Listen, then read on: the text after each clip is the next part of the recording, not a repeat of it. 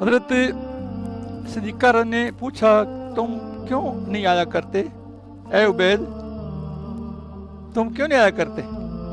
حضرت عبید نے جواب دیا اماں جان صرف اس لیے کہ کسی شاعر کا قول ہے، یعنی کم کم آؤ تاکہ وہ بد بڑھے۔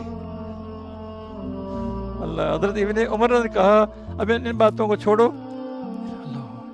مائی صاحب ہم یہ پوچھنے کے لیے حاضر ہوئے ہیں کہ سب سے زیادہ عجیب بات جو تم نے حضور پر دیکھی ہمیں وہ بتا۔ دیکھو شوق تھا نا ان کو۔ حضرت ایسے رو دیں حضرت صدیقہ رو دیں، فرمانے لگی حضور پاک صلی اللہ علیہ وسلم کے تمام کام عجیب تر تھے۔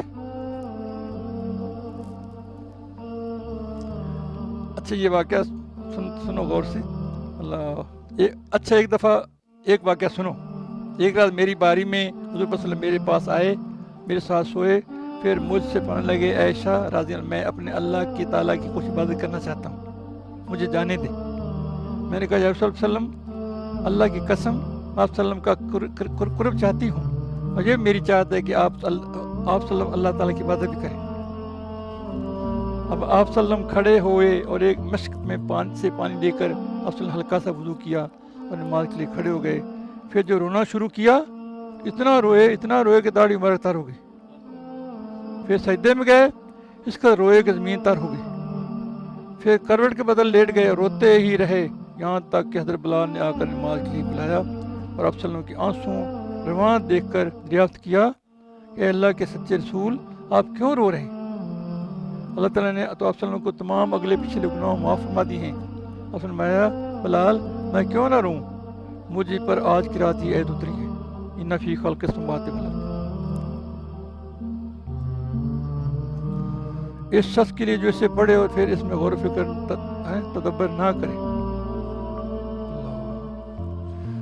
اب عبد بن حمید کی تفسیر میں یہ حدیث ہے، اس میں یہ بھی ہے کہ ہم حضرت صدیق کے پاس گئے، ہم نے سلام کیا، آپ رضی اللہ عنہ نے پوچھا تم کون لوگ ہو؟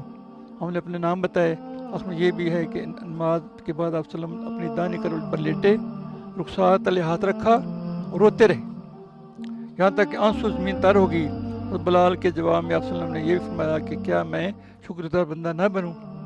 اور آیت کے نازل ہونے کے بارے میں عذاب النار تک آپ صلی اللہ علیہ وسلم کی تلاوت کی ہے۔ اللہ سنا ہے۔ اب کوشش کرو گے انشاءاللہ۔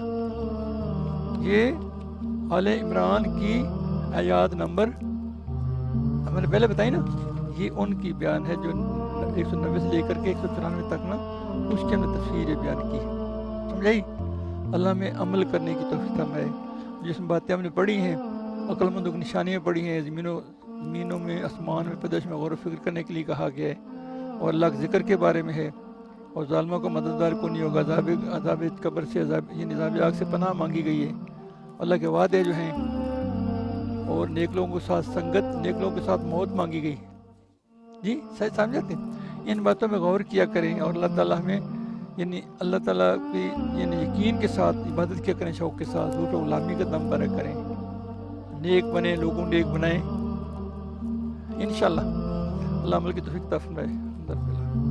در بلال کی در اللہم صلی اللہ علیہ وسلم۔